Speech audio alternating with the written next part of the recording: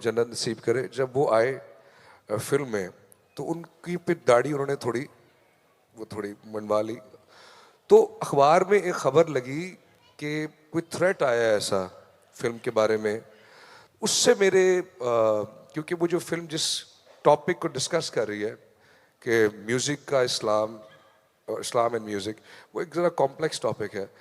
तो उसका अखबार में कुछ ऐसी चीज़ें आई तो मेरे वालिद साहब जो है ना, वो पेरेंट्स थोड़े डर गए कि यार तुम इस फिल्म में हो, ये मत करो, तुम्हारा पब्लिक एक्सपोजर बहुत ज़्यादा है, कुछ नहीं। सो फिर मैंने कहा ये जब तक मैं शूटिंग करता रहूँगा ये दे फील्स वो डरे हुए रहेंगे। तो मैं अपने माँ बाप को स्ट्रेस में नहीं रखना चाहता था, तो मैंने शोएब साहब से माजरत कर ली। लेकिन गालिबन आज तक शोएब साहब मुझसे नाराज हैं इस बात पे। यानी शोएब साहब को अंडरस्टैंड करना चाहिए, अगर कोई इंसान शोएब मंसूर की फिल्म जो कि खुदा के लिए है वो अपने माँ बाप के लिए छोड़ सकता है, तो इतने अच्छे आदमी से तो नाराज नहीं होना चाहिए मेरे ख्याल में। सर, इंडिया में फिल्म की आपने, पाकिस्तान में फिल्म की, बहुत कॉमन सा सवाल है मगर आप ज्यादा इंटरेस्टिंग जवाब दे सकते हैं कि दोनों मुल्कों में जो फर्क है वो कितना फर्क है?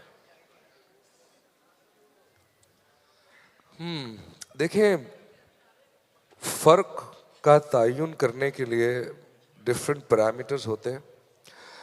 अगर आप इंडिया और पाकिस्तान के फ़र्क को डिटरमिन करने के लिए इकोनॉमिक पैरामीटर्स पे जाते हैं तो आप देख सकते हैं कि इंडिया की जो इकोनॉमी है वो इस वक्त दुनिया की बढ़ती हुई और बड़ी इकोनॉमीज़ की तरफ जा रही है। हमारी इकोनॉमी का ये जो हालात हैं वो आपके सामने ही है। सो उस तरह से तो कंपैरिजन नहीं है। असल में मेरा इस सारी चीज़ के बारे में पॉइंट ऑफ व्यू थोड़ा मुख्तलिफ है और वो कुछ लोगों को शायद पसंद ना आए, तो I would rather be quite about this. लेकिन मैं ये कहूँगा कि हमारे मुल्क में, पाकिस्तान में जो पोटेंशियल है वो इतना ज़्यादा है और ये सबको ही पता है। और जो यूथ में पोटेंशियल है, क्योंकि ज़्यादातर आपकी पॉपुलेशन यूथ की है, मुझे ये सिस्टम ही नहीं समझ आता कि ये सिस्टम कैसा है कि करोड़ों नौजवानों का मुस्तकबिल डिटरमिन करने के लिए कुछ बुजुर्ग बैठे हुए हैं जो आपस में लड़ रहे हैं।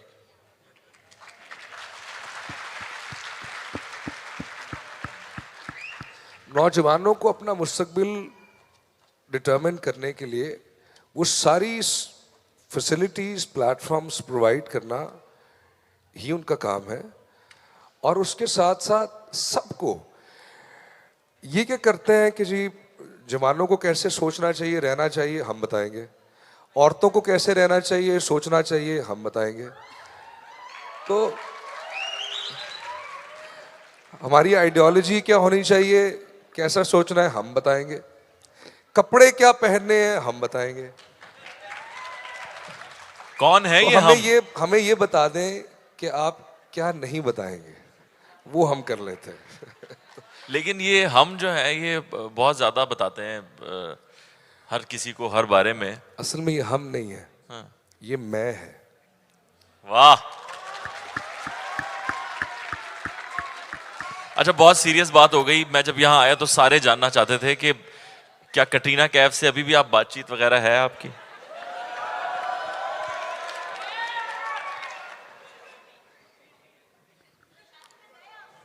ले जी, सवाल आ गया, उनकी शादी में गया? ना वो मेरी शादी पे आई, ना मैं उनकी शादी पे गया। नहीं, ये तो होना ही था, बाद में शादियों में थोड़ी आया जाया जाता है। लेकिन मैंने कहा देखिए, शादी अपनी अपनी। नहीं नहीं, शादी अपनी अपनी। लेकिन कैसा एक्सपीरियंस था वो, क्योंकि वो एक बहुत ही मशहूर इंसान है और पाकिस्तान में बहुत फेमस है, और जब आप वहाँ गए थे तो यहाँ एक अजीब सा क्रेज था। मुझे लग रहा था हर घर से एक लड़का चला गया कटरीना के साथ काम करने के लिए। अच्छा, मेरा जब मैं ऐसा सोचता था कि यार हम ना बहुत ज़्यादा, जब भी कोई बाहर से आता है या बाहर जाते हैं ना, तो हम अपने फनकारों की और लोगों की उतनी कदर नहीं करते और जितने हम बाहर से करते हैं। तो आई थिंक कि सभी फनकार तो फनकार होता है, और अगर आप अच्छे खालिस फनकारों से मिलें तो आप नोटिस करेंगे कि उनमें कोई अना नहीं होती, उनकी कोई ईगो नहीं होती, वो अपने काम पे फोकस होते हैं और सिंसियर होते हैं। कटरीना भी मुझे ऐसी लगी कि वो she was very focused ambitious, very hard working. लेकिन उस वक्त भी जो मेरी उनसे पर्सनल लेवल पे जो बातचीत होती थी, एक तो मैं उनका उर्दू का टीचर था, क्योंकि वो अंग्रेज़ी बोलती थी, उर्दू का मसला था। बल्कि जो रॉक स्टार में मेरा शेर है कि ओ शीला, ओ शीला, ओ शीला, रंगीला रंगीला, ओए येलो को उर्दू में बोलते हैं रंग पीला। तो वही मैंने शायरी वहीं से उसके तनाजुर में की। तो वो she was very hard working girl, very tall, good looking and fun to work with. ये तो सारी बातें आपने वो बताई जो हमें पता है।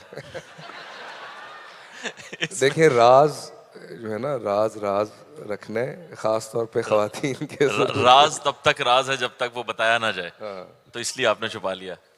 अच्छा, म्यूजिक के बारे में मुझे प्लीज, क्या? और शेर। ये जो कमाल है ना लाहौरियों का। इसीलिए तुम्हारे पास कटरीना कैफ नहीं है। नहीं, हम तो ऐसे कह रहे जैसे हमारे पास है। अच्छा सर, म्यूजिक का इस वक्त पाकिस्तान में क्या हाल है? जो नए म्यूजिशियंस आ रहे हैं उनका कोई गेम बनेगा इसी तरह, या आप लोग वो आखिरी स्टार्स हैं जो स्टार्स बन चुके हैं म्यूजिक में? मेरे बाद ना कोई स्टार पैदा होगा ना हो सकता है, बात ये खत्म हो गई। नहीं, मैं आपको बताऊं, इस वक्त मेरे ख्याल में बहुत जबरदस्त और इंटरेस्टिंग टाइम चल रहा है म्यूजिक का। हमने कोई तकरीबन 20 साल गुजारे। 2003 में मैंने अपनी पहली एल्बम रिलीज की थी, हुक्का पानी, और जब वो रिलीज हुई तो मेरे डिस्ट्रीब्यूटर ने कहा कि तुमने पहले हफ्ते या वीकेंड में 2 लाख कॉपीज बेची हैं, जो बहुत ज्यादा थी उस वक्त, और तकरीबन 50 लाख सीडीज बेची। लेकिन मुझे आपको पता है कितने पैसे उसके मिले थे आज तक? 5 लाख रुपए। सो 20 साल तक कोई रॉयल्टीज नहीं मिली म्यूजिक में, या किसी भी क्रिएटिव जो आप चीज करता है आर्टिस्ट, उसके लिए आर्टिस्ट की रॉयल्टीज होती है। तो अब जाके वो इंफ्रास्ट्रक्चर वापस आया है स्ट्रीमिंग की वजह से, कि हमें हमारी रॉयल्टीज आती है। और जो नए बच्चे हैं, जो नए एस्पायरिंग म्यूजिशियंस हैं, you have a platform like YouTube, Spotify, जहाँ कोई भी जाके अपना गाना रिलीज कर सकता है कभी भी। हमारे टाइम पे क्या था कि यार फलाना चैनल है, वहाँ पे अगर कोई जानने वाला हो, वीडियो ऐसी हो, गाना ऐसा हो, तो तुक्का लग जाए तो शायद कोई चला दे, तो लोगों को पसंद आ जाए तो कुछ हो जाएगा। तो मुझे याद है कि मेरी दोस्त सनम का उस वक्त यहाँ पे केबल चली थी ना उस ज़माने में, तो मैं केबल के दफ्तर जाके उन लड़कों का मैंने हाथ जोड़े कि यार मेरा छन्नो प्लीज़ चला दो अपनी केबल पे जो है। तो उन्होंने वो चलाया, केबल पे चला। इंडस म्यूज़िक चैनल थे, वहाँ मैंने उनसे कहा कि प्लीज़ मेरा गाना चला दीजिए। एयरवाई म्यूज़िक था, सबने सपोर्ट किया। वो गाना अब जब चला तो वो 1 महीने में मुझे खुद नहीं पता चला कि मैं स्टार बन गया हूँ। तो जब मुझे फ़ोन आने शुरू हुए कि अली भाई शो बुक करना है, तो मैंने कहा जी हाँ जी, कितने पैसे लेगा? तो मैंने कहा अब अपने बारे में अपने लिए पैसे मांगना ज़रा अजीब सा लगता है। तो मैंने अपने दोस्त को कहा कि यार मेरा ज़रा डीलें बना लिया करो। तो फिर वहाँ से काम शुरू हुआ। लेकिन these are very exciting times. मैंने अब ये किया है कि मैंने ये सोचा, होता क्या है कि and for each their own, मैं किसी को ये नहीं कह रहा कि कोई, हर किसी का डिफरेंट तरीकाकार होता है सोचने का। जो आर्टिस्ट होते हैं ना, स्पेशली जब स्टार्स बन जाते हैं, सेलिब्रिटीज, तो उनकी ईगो इन्फ्लेट करने के लिए इतनी चीज़ें और लोग होते हैं कि वो स्टार समझता है कि मैं इनविंसिबल हूँ, अब मेरे से बड़ा कोई नहीं। हाँ जी यासिर, क्या हाल है तुम्हारा, ठीक हो, क्या कर रहे हो आजकल? तो वो मोड वो आ जाता है। लेकिन ऐसा नहीं होता। हर अरूज का एक जवाल होता है, और उसको जवाल ना भी कहें तो देखें, we all in transition, we all come and go, do our thing in this life and we transcend. मैं ज़िंदगी को ऐसे देखता हूँ कि ये जो मुख्तसर हिस्सा हमारी एग्जिस्टेंस का, चाहे बाद में क्या है पहले क्या था, वो अपना हमारा सबका पर्सनल बिलीफ है।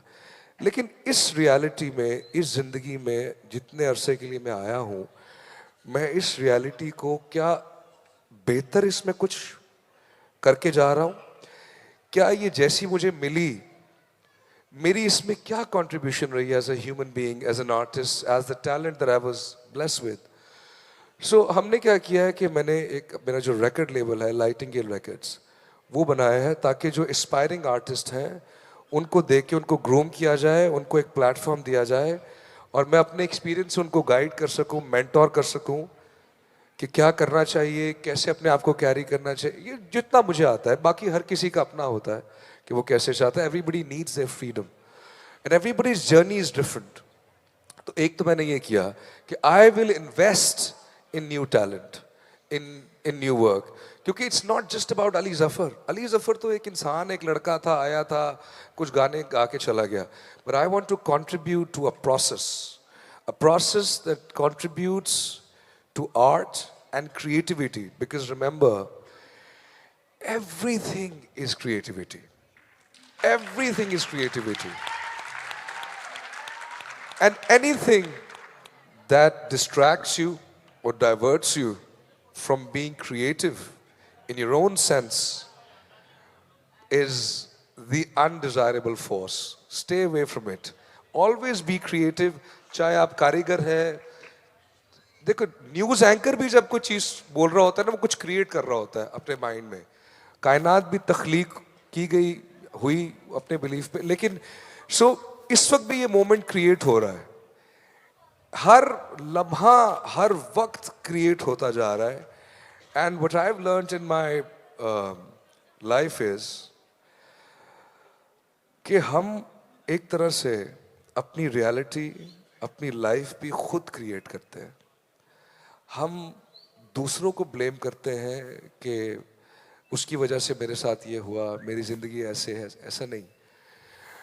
अगर आप ये साइंस थोड़ी समझ जाएं, जो कि एक अलग डिस्कशन है, the science of manifestation, may be the skeptics will disagree with me, some call it pseudoscience, but I have in my life experience and tried and tested कि आप अपनी reality अपनी डिजायर के मुताबिक क्रिएट कर सकते हैं, और उसके पीछे एक साइंस। तो अनफॉर्चुनेटली जो हमारा एजुकेशनल सिस्टम है वो इतना रिग्रेसिव है, इतना पुराना है कि वो अंग्रेज़ों के बनाए हुए टाइम का एक वो तरीकाकार चलता आ रहा है, जिसमें सिर्फ गुलाम पैदा करने का एक सिस्टम बनाया है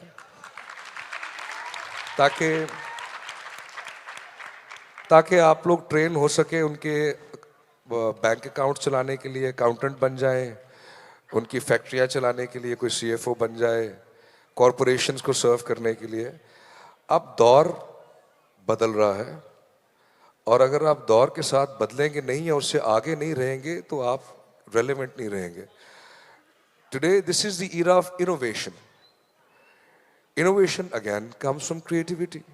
So जब आप लोग सोचते हैं कि मैं क्या बनूंगा, तो ये जरूरी नहीं सोचना कि मैं अपने आप को उसी बॉक्स में डालना कि इंजीनियर, डॉक्टर, एमबीए, नौकरी, फलाने के लिए काम करूंगा। कुछ भी सोच लो, कुछ भी सोच लो कि यार मैं वो बनूंगा जो पहली बार जुपिटर पे गया। So anything is possible. Thank you. आ जाएगा। मेरी बातें आपको बोरिंग तो नहीं लग रही? बोर तो नहीं कर रही? अच्छा, इसमें मैं एक और चीज सिर्फ ऐड करना चाहूंगा, क्योंकि लड़के कितने हैं यहाँ पे और लड़कियां कितनी हैं? अच्छा, ये बॉयज के लिए ये वाला पार्ट स्पेशली, क्योंकि हम सीख रहे हैं ना एक दूसरे से। देखो, जो बच्चे की एज होती है ना 2 साल से 8 साल तक, ये अब हम साइकोलॉजी पे जा रहे हैं, इंसानी नफ्सियात पे, और अगर कोई साइकोलॉजिस्ट है या नफ्सियात को समझते हैं तो मुझे करेक्ट कर सकते हैं। तो 2 से 8 साल की जो एज होती है वो फॉर्मुलेटिव एज होती है बच्चे की, जिसमें उसके माइंड में अगर आप दिमाग को एज अ कंप्यूटर देखें, एज अ सीपीयू, तो जो जो डेटा डाला जा रहा है उस बच्चे के दिमाग में, जो जो फोल्डर्स डाले जा रहे हैं, वो पूरी जिंदगी बच्चा उन बिलीव्स के तहत काम कर रहा होता है। लिहाजा अगर माँ बाप या उस्ताद बच्चे को ये कह दे कि ओए तुम तो इस काबिल ही नहीं हो, तो अब बच्चे के लाशऊर में, सबकॉन्शियस में ये बिलीव चला गया कि मैं तो इस काबिल ही नहीं हूं। तो सारी जिंदगी वो प्रोग्राम रन करता रहेगा उसके लाशऊर में, और बच्चा अपने आप को या तो प्रूव करने की कोशिश करता रहेगा कि देखो मैं इस काबिल हूं, या उसकी सेल्फ एस्टीम इतनी गिर जाएगी और मर जाएगी कि वो कहेगा मैं तो कुछ करने के काबिल ही नहीं। इसलिए उस फॉर्मुलेटिव एज में बच्चों को वो चीजें बताएं, वो कहें जो आप चाहते हैं कि जो वो यकीन करे उस पर कि तुम बहुत अच्छे हो, तुम बहुत इंटेलिजेंट हो। मैंने अपने बच्चों के साथ ये चीज ट्राई की। मेरा जो बेटा है, जैसे मैं था मैथ में वीक था, तो मैंने उसको कभी ये नहीं किया कि अजान तुम मैथ्स में इतने वीक क्यों हो। मैं उससे कहता रहा अजान तुम्हारी मैथ